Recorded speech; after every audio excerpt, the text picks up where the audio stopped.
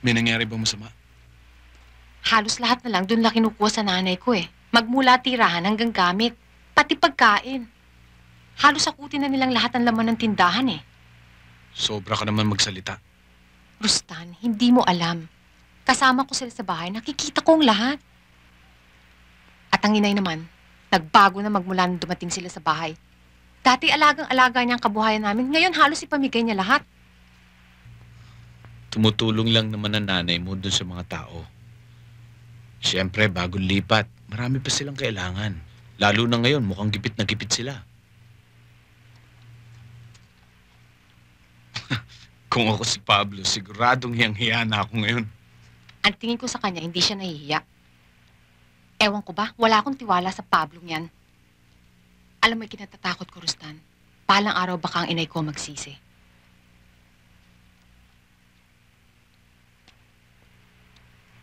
Ano? Meron pa ba? Alam mo naman yan si Rustan. Malakas kumain yan eh. It's all right, Senora. There's plenty more.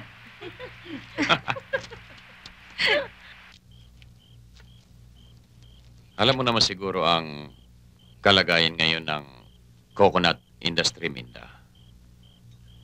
Hindi na maasahan. Bawat taon, pawala ng pawala ang kita. Kaya naisip ko,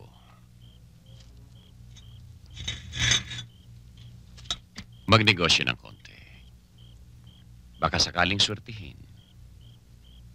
Ayaw ko na talagang magbalik pa sa Mindanao. Magkano ba ikaw mo ang kailangan mong kapital? Mga 50 o 100,000 kaya. Sayang.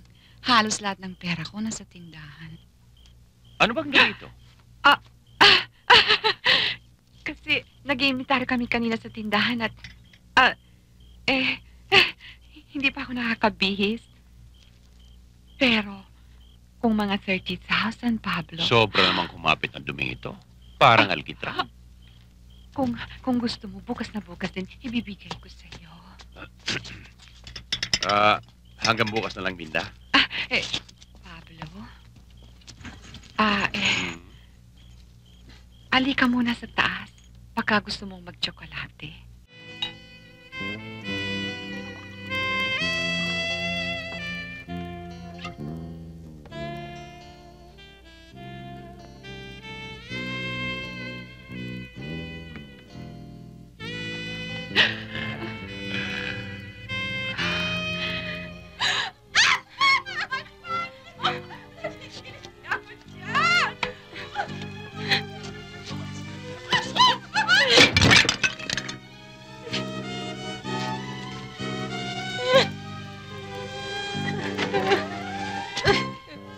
Bakit?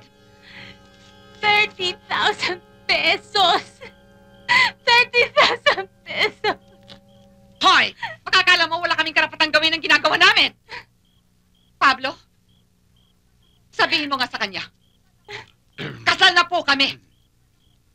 Okay?